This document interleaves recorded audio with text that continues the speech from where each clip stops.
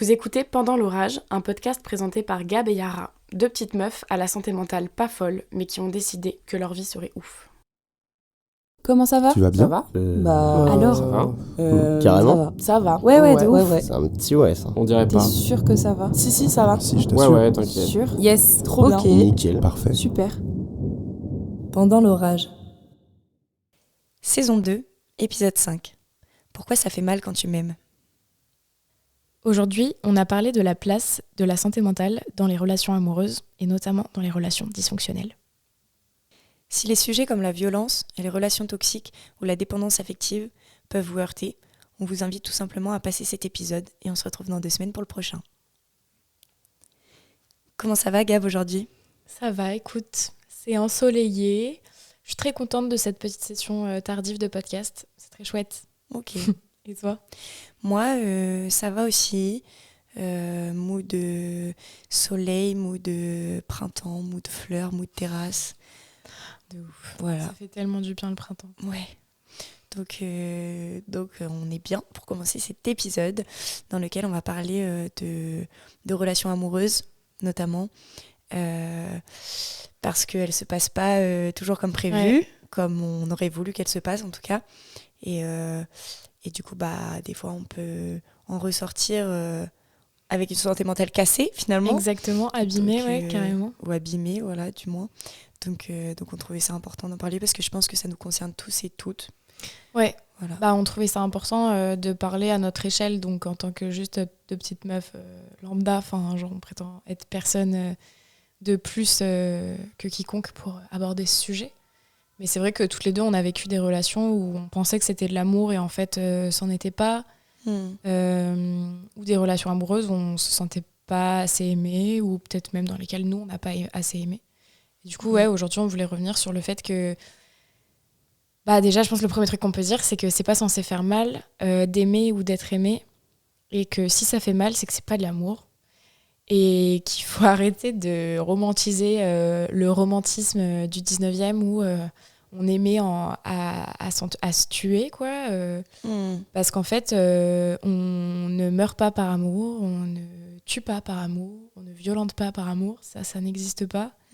Et c'est juste des belles excuses. Je suis énervée dès le début de l'épisode. C'est juste des belles excuses pour justifier des actes qui sont injustifiables. Et c'est des mots qui sont trop souvent posés sur des gestes qui sont tout sauf de l'amour, en fait. Ah, quand tu parles de tout ça, ça me fait juste penser, ça me renvoie juste à plein de gros titres d'articles là, en mode il l'a tuée malgré l'amour qu'il avait pour elle. Des trucs où ils utilisent le mot amour ou vraiment relation fusionnelle ou amour passionnel. Meurtre passionnel. Ouais, voilà, des trucs comme ça. Et ah là là. Mais il y a un compte Insta qui est trop chouette par rapport à ça. Ça s'appelle Préparez-vous pour la bagarre. Ah ouais. Il est full connu ce compte Insta, mais en fait, à chaque fois, la personne qui le tient reprend justement les unes de magazines et les corrige. Et dit, non, en fait, un crime passionnel, ça n'existe pas. En fait, je pense que nous, on n'a pas... si on est encore là aujourd'hui, c'est que forcément, on n'a pas vécu de féminicide, mais c'est vrai que c'est des choses qui existent... c'est des meurtres qui existent de plus en plus... non, pas de plus en plus, en fait, mais juste dont on parle de plus en plus, et heureusement. Oui, mais du coup, les chiffres sont terrifiants. Là, on est en mi-mars, et je crois qu'on est au 36e de l'année. Ouais, mais tu vois, ça, c'est que des chiffres qui sont recensés. C'est que des chiffres qui sont recensés. Et surtout que c'est bien moindre que la réalité. En France. Mais c'est terrifiant. Et surtout qu'au-delà des féminicides, avant d'en arriver là, je pense que nous, à notre échelle, on a connu ou on connaît des personnes qui ont été dans des relations violentes et qui ont été maltraitées psychologiquement ou physiquement. Voilà, exactement. Par la personne. Mais tout à l'heure, t'as dit un truc qui m'a fait un peu sourire parce que c'est vrai qu'on a déjà eu pas mal de conversations là-dessus, sur la passion, justement. Ouais. Parce que je crois que c'était notre sujet favori un temps, quand on parlait de nos relations amoureuses. C'était avoir pris conscience qu'on avait eu une relation passionnelle, toutes les deux, je pense. Qu'on aurait donné beaucoup à la personne, qu'on pensait que la personne pouvait aussi tout donner pour nous. Et je pense que aujourd'hui, on a pris conscience que c'est peut-être un sentiment vraiment d'amour intense que potentiellement on ne ressentira jamais, mais on en est très heureuse parce que on a compris que c'était pas ça le vrai amour, et surtout la stabilité pour notre santé mentale, le bien-être pour notre vie quotidienne. Et c'était pas ça en fait, c'était pas ça. En fait, moi, tu vois, j'ai l'impression justement de pas avoir une vie et une santé mentale assez équilibrée pour pouvoir vivre sereinement une relation passionnelle, et où effectivement, moi, la relation en question, c'est une relation dans laquelle je me suis abandonnée à l'autre personne, et en même temps, elle s'abandonnait à moi aussi. Donc en fait, je me suis pas laissée tomber pour quelqu'un, mais en fait, on s'était toutes les deux laissées tomber, quoi. Ouais. Et du coup, et tu penses que quelqu'un qui sent que sa santé mentale justement elle est assez solide et qui sent qu'elle a cet équilibre, en tout cas personnellement, tu penses que même ces gens-là ils peuvent vivre une relation passionnelle ou pas? Mais déjà, je pense que vraiment, meuf, je pense que si t'es solide dans ta tête et tout, t'es pas celui qui se retrouve dans une relation passionnelle où tu donnes tout, parce que du coup, en fait, être solide, c'est aussi connaître ses limites. Et je pense que nous deux, on a beaucoup appris dans le dur où étaient nos limites et où est-ce qu'on disait non, et quand est-ce que le non, en fait, il était juste pas négociable. Et j'ai l'impression que quelqu'un qui est vraiment à 100% stable, bon, déjà, je demande à en rencontrer, tu vois. Ouais, j'aimerais bien, parce que c'est pas toi, qui nous donne et c'est des pas petits moi. tips. Mais oui, quelqu'un qui genre vraiment se sent bien dans sa vie, qui a fait un full travail sur lui et tout, je pense pas que c'est la personne qui va se retrouver dans une relation où il va dire à l'autre je pourrais mourir pour toi, tu vois. Parce que justement, en fait, il est trop ancré pour dire bah non, en fait. Et toi, du coup, dans la relation que t'as vécue, c'était ça? C'était vraiment, tu pouvais tout donner à la personne? Ah ouais. Genre, quitte à en crever, quoi. Ah ouais. Ah ouais. C'était mon premier amour, et genre j'avais l'impression que c'était ça l'amour, tu vois, que c'était un truc fort et que personne pouvait comprendre ce qu'on vivait, tu vois. Ah ouais. Parce qu'on était genre les premières à l'avoir découvert. Genre, on était trop fortes, tu vois. Alors et du coup, genre, donc du coup, pour toi, l'amour, c'était beaucoup de bas et beaucoup de hauts. C'est ça. Il n'y avait pas de stabilité, quoi. C'était vraiment les montagnes russes tout le temps. Ouais. Les bas, ils étaient terribles, mais les hauts, ils étaient tellement forts que c'est ça qui surpassait tout. Ouais. Mais je pense que... je sais que toi, tu as vécu des relations aussi, au-delà de passionnelles, des relations juste, en fait, dysfonctionnelles, malsaines, et je pense même largement toxiques. Enfin, ce mot n'est pas de trop pour les qualifier. Et c'est vrai que... Pour la qualifier, du moins. Oui. Parce qu'il y en a certaines, bon, un peu border. Il y en a une, je crois qu'on peut y aller. Oui, parce qu'il y a des relations où il y a des red flags, parce que tu sens que les gens juste ont pas bossé sur eux. Et moi, la première, genre, il y a des relations dans lesquelles j'étais absolument pas prête, et je m'y suis lancée vraiment les yeux fermés, tête baissée et tout. Et vraiment, enfin, c'était un carnage. Mais il y a aussi des actes qui sont juste profondément violents. Et... Oui, mais c'est pour ça aussi, tu vois. Je pense que tout à l'heure, je disais, on a vécu quand même toutes les deux des relations passionnelles, mais moi, je suis pas sûre, j'avais pas le même rapport, tu vois, dans la relation. Et quand tu disais tout à l'heure, j'ai tout donné à une personne qui me donnait tout aussi. C'est ça, toi, et du coup, vous êtes engouffrés là-dedans. Et moi, c'était pas le cas. Moi, je donnais tout, mais oui, donc en fait, j'étais un peu seule. Ouais. Mais du coup, tu vois, c'était pas la même, c'était peut-être pas un truc passion. Enfin, toi, c'est peut-être parce que la personne en question pour toi te disait que genre il donnait tout. Mais en vrai, il y avait de la violence, donc ça marche pas. Genre. Ouais, c'est vrai. De toute façon, à partir du moment où il y a violence, il y a plus d'amour. C'est pas. Puis il y avait beaucoup de manipulation. Je pense que peu importe qu'il puisse me dire qu'il aurait pu faire beaucoup pour moi, je pense que c'était de la manipulation et que c'était pas sincère. Alors que toi, je pense que la personne en face, elle y croyait autant que toi, toi t'y croyais, tu vois. Ouais, bien sûr. Du coup, vous êtes toutes les deux un peu engouffrées dans ce truc, quoi. Bah ouais. Et là, aujourd'hui, tu te sens... Est-ce que... Ouais, c'est ça ma question. Aujourd'hui, genre, tu bosses encore sur ta santé mentale. Tu sais qu'il y a des choses qui sont pas encore réglées, que tu es encore en plein dedans, que tu es encore en train de prendre soin de ça. Et du coup, quelle position tu as par rapport à ça? Est-ce qu'aujourd'hui, je suis assez... justement, tu as fait assez le boulot sur toi pour pouvoir vivre une relation saine? Est-ce que, justement, tu es plus dans la recherche d'une relation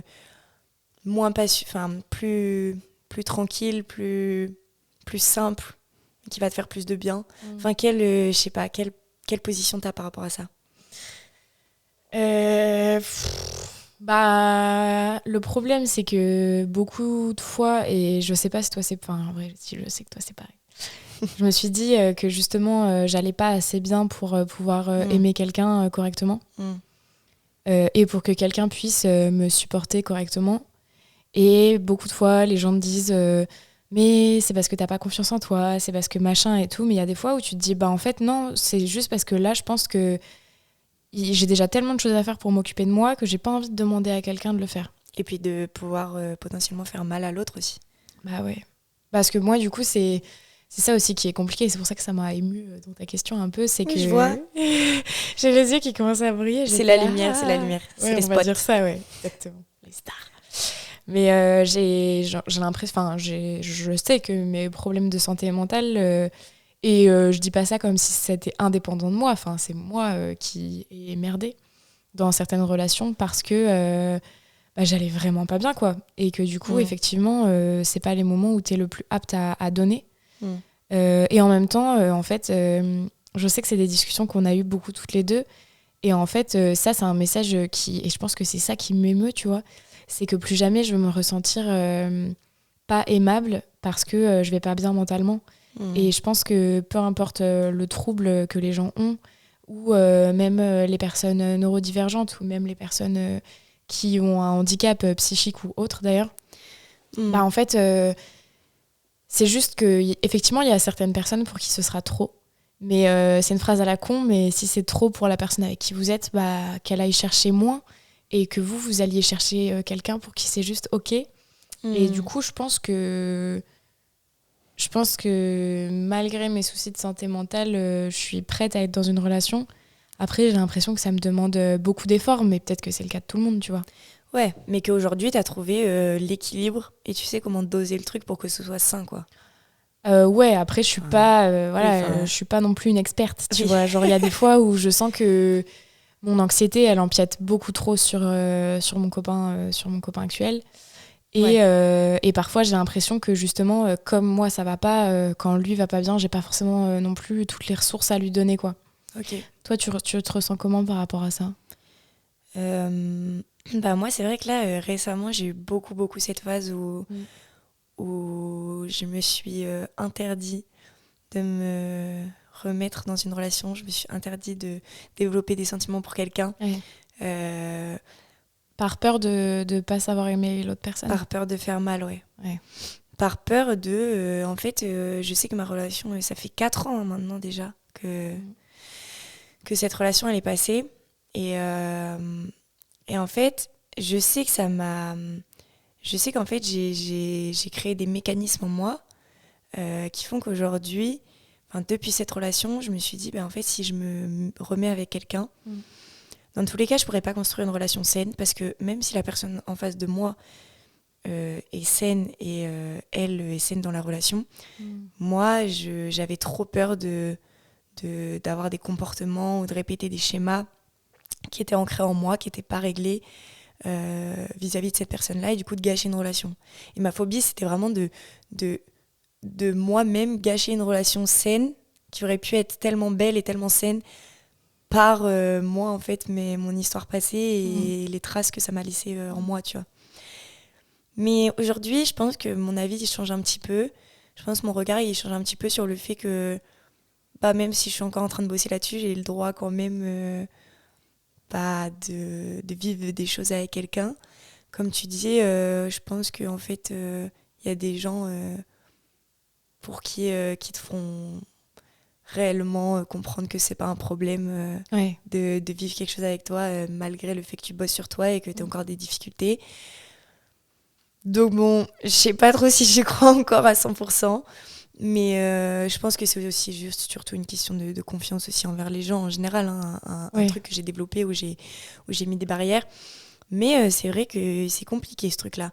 Et je pense aussi que malgré aussi les traits toxiques, les traits de manipulation et les traits de violence que j'ai pu vivre, je pense que moi-même, j'ai aussi vu à quel point je pouvais être dépendante affective de quelqu'un. Bah ouais. Et en fait, ça m'effraie maintenant, tu vois. Mm. La dépendance affective, mais l'horreur pour moi Ouais. aujourd'hui. J'ai vu que je pouvais rester dans une relation que je savais qui me faisait mal, que je savais malsaine, parce que j'étais complètement dépendante affective. Mais parce qu'il y a eu de la manipulation et parce qu'on m'a fait croire que de toute façon, j'étais rien sans cette relation, Et évidemment. aussi peut-être parce que t'aimais la personne passionnément, alors que maintenant tu sais que tu donneras Exactement. jamais autant parce que tu connais tes limites. Ouais, c'est ça. Mais j'ai peur de ce truc-là. Forcément, j'ai peur de me refaire avoir dans ce jeu-là où ça y est, t'es attaché, la personne, elle fait ce qu'elle veut de toi et en fait, toi, tu peux plus partir, tu vois. Ouais, mais tous les gens sont pas malsains. Oui, bon, alors, on va pas rentrer dans ce débat. Non, mais oui. Mais tu vois, la dépendance affective, ouais, c'est vraiment un truc où... En fait, c'est pas... Je pense que la dépendance affective, souvent, j'en fais tout un truc, alors qu'en vrai, quand j'en discute avec beaucoup de gens, en fait, c'est un peu un truc qu'on a tous, ou dans le sens où on s'attache à quelqu'un, et on est tous un peu dépendants, effectivement, de cette personne, évidemment, tu vois. Donc, c'est pas un truc si grave, mais ça peut devenir grave quand c'est excessif, de toute façon comme tout, tu vois. Et moi, je sais que ça a pu l'être, et je sais qu'aujourd'hui, j'aurais peur de me reprendre ça. Mais quand même, on a fait un bon chemin sur notre rapport aux autres et la relation, je trouve. Ouais. Moi, il y a une question aussi qui m'est venue là quand tu parlais.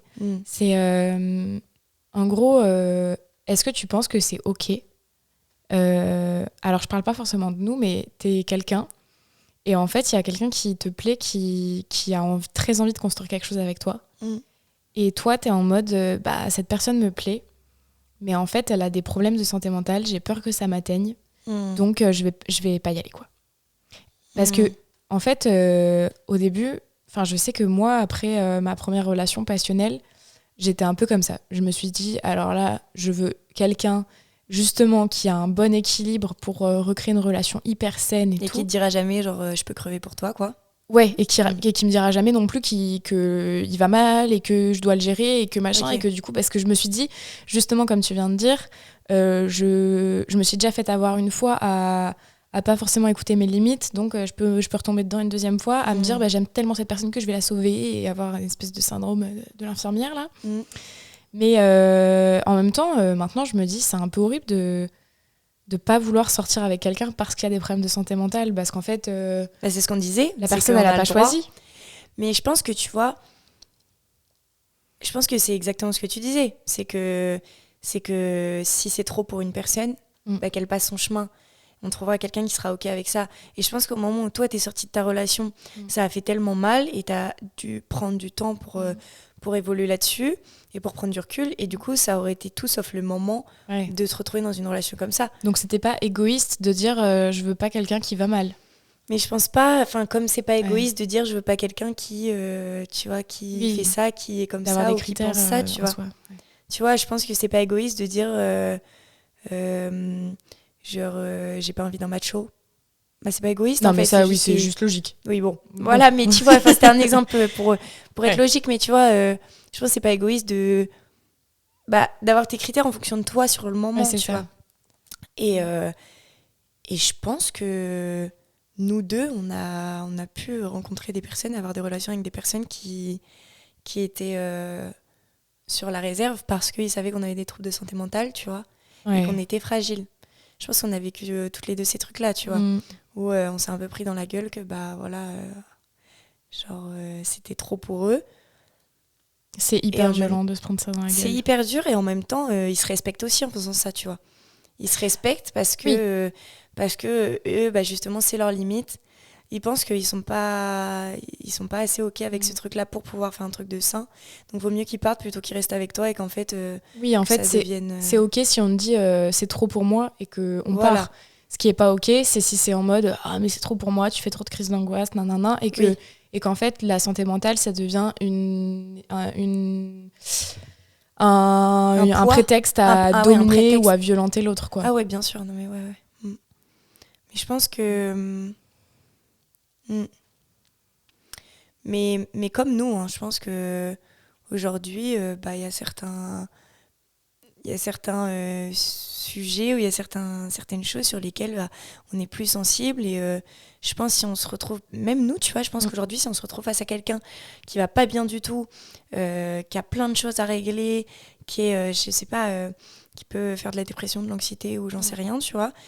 Et bah, même nous, peut-être, on aura cet instinct de, bah, peut-être on va juste se tirer vers le bas, tu vois. Et aussi bien pour cette personne. Meuf, c'est aussi parce qu'on sait que nous, quand on était cette personne-là, on est sorti avec des gens dont on a été hyper dépendante. Et du coup, je sais pas si c'est une règle générale, mais effectivement, quand tu vas pas bien à ce point et que tu tombes amoureux de quelqu'un, j'ai l'impression que c'est là que tu développes de la dépendance parce que du coup, t'as l'impression qu'enfin il y a quelqu'un qui s'intéresse à toi, tu te ressens vivre, alors qu'en vrai, c'est clairement pas se mettre en couple avec quelqu'un qui vous fera sortir de vos problèmes de santé mentale, ça c'est évident, mais je pense que c'est l'écueil dans lequel nous on est peut-être toutes les deux tombées quand on allait mal et que en fait tu te sens enfin valorisée dans les yeux de quelqu'un, mais en fait tu travailles en rien sur toi et à te sentir valorisée toute seule. C'est pire au final, ça fait encore plus mal. Ouais, parce que du coup quand la personne s'en va, et je parle même pas de rupture, mais quand la personne s'en va, tu te sens comme une merde quoi. Donc ouais, je pense qu'effectivement c'est ok d'être aimé et d'aimer tout en bossant sur soi et tout en en ayant des troubles de santé mentale ou en se sentant pas forcément hyper bien, mais effectivement il y a quand même ce truc de il y a un minimum de stabilité et de confiance en soi à avoir avant de pouvoir entretenir une relation, dans le sens où si votre santé mentale déjà va pas bien et qu'après elle dépend d'une personne carrément, genre vous poussez à la sortie, tu vois. Ouais, c'est ça. Genre pour moi aujourd'hui, en tout cas, mon ressenti c'est que une personne que je fréquente, ça doit être une valeur ajoutée. Ouais. Tu vois, pour moi c'est vraiment ça, c'est genre je peux continuer à faire le chemin que j'ai à faire sur moi. Et à côté, il peut y avoir cette relation. Mais il y a l'un et l'autre, il y a moi et il y a la relation, tu vois. Et puis jamais, il y aura juste la relation ou juste l'autre, tu vois. Ouais, c'est ça. Genre, tu te définis pas par ta relation. Bah ouais. Et par contre, effectivement, je pense qu'il faut avoir un minimum mis en route le trajet de travailler sur soi quand on a des problèmes de santé mentale avant de se mettre en couple. En revanche, vraiment... Perso, je n'en peux plus sur les réseaux d'entendre la phrase « la meilleure version de moi-même ». J'ai envie de j'ai envie de secouer mon téléphone. Juste la meilleure version de moi-même ? Oui, mais attends, ça va quelque part. Genre, vraiment, j'ai envie d'hurler sur les gens, genre, arrêtez de faire croire aux gens qu'il faut être la meilleure version de soi-même pour se mettre en couple, qu'il faut avoir réglé tous ces traumas d'enfance, toutes ces relations malsaines avant. Même, tu vois, genre, on en a parlé récemment toutes les deux. C'était peut-être pas toutes les deux. Avec qui j'en ai parlé ? Enfin, en tout cas, je sais plus, j'ai un trou de mémoire. Mais j'ai expérimenté le truc récemment. Même les gens qui sont en mode, non, mais il faut que... J'ai fini de travailler sur tout ce qui s'est passé avant pour commencer une nouvelle relation et tout. En soi, je suis full d'accord, mais c'est juste que l'amour, ça se contrôle pas. Et que si ça se contrôle... si ça se planifie trop... c'est peut-être pas juste de l'amour, c'est peut-être juste de l'attachement, quoi. Et que du coup, ça sert à rien d'essayer d'être parfait pour se mettre en couple, parce que vous avez le droit, enfin, on a le droit, tu vois, et on l'a expérimenté toutes les deux, de pas être parfaite pour se mettre en couple, de se mettre avec quelqu'un alors qu'on n'a peut-être pas fait le deuil de tout ce que la relation d'avant nous a oui, de toute façon, c'est infligé hypocrite de dire que... Enfin, les 3/4 des gens qui disent qu'ils sont passés à autre chose, machin, enfin souvent... Mais oui, mais ça prend des années. Souvent, ça prend beaucoup plus de temps que ce qu'on dit.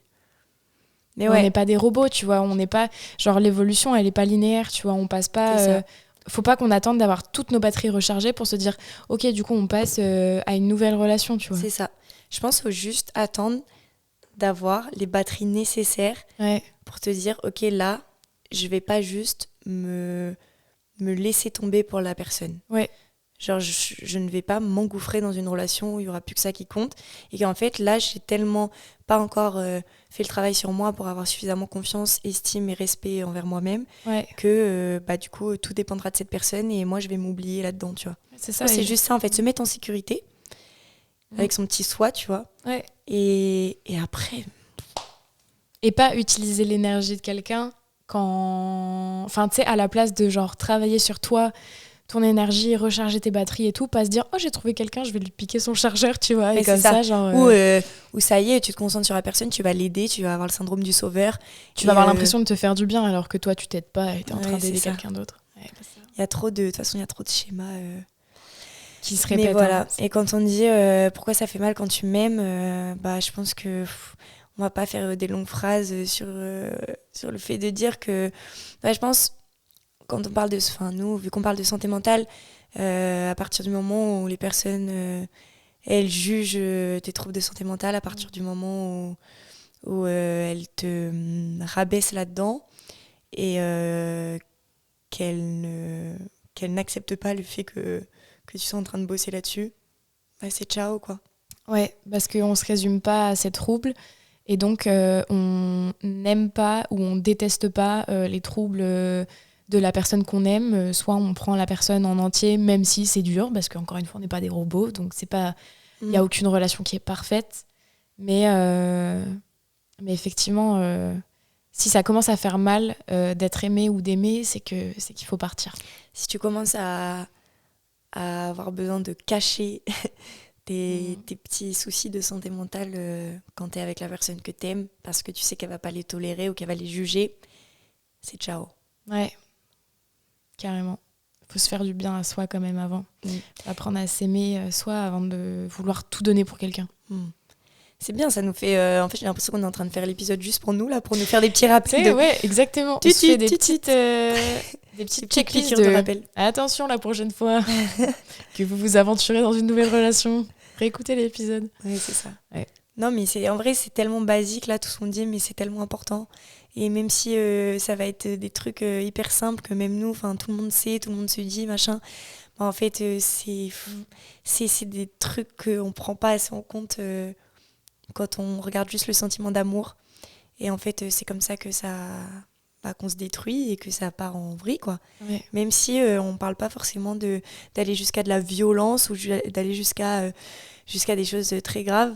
Même des petits éléments déclencheurs, ça doit vous alerter et c'est vous d'abord et votre santé mentale d'abord. Bah ouais, la santé ça passe avant tout. Oui. Voilà. Est-ce que tu penses que tu as quelque chose à rajouter ou pas ? Non, je crois qu'on a tout dit. J'ai beaucoup aimé cet épisode. Il m'a donné un peu envie de pleurer, j'avoue que ça m'a fait penser à plein de trucs. T'avais les petits yeux qui brillaient. Oui. Et on se dit à dans 2 semaines pour un autre épisode. Et puis d'ici là, on va vous faire une petite reco pour aller plus loin sur le sujet des relations amoureuses qui peuvent faire mal. Ce sera dispo sur Instagram. Donc notre compte, c'est @pendant-orage-podcast. Heureusement que c'est tout le temps toi qui le dis, parce que moi, je sais pas. Non, mais en plus, c'est toi qui as choisi, je crois, les tirer. Dommage. Et n'hésitez pas à liker, partager, mettre des petites étoiles, évaluer sur les plateformes de streaming, parce que ça donne de la visibilité et ça nous fait plaisir. Donc voilà, bisous. Bisous, bonne semaine.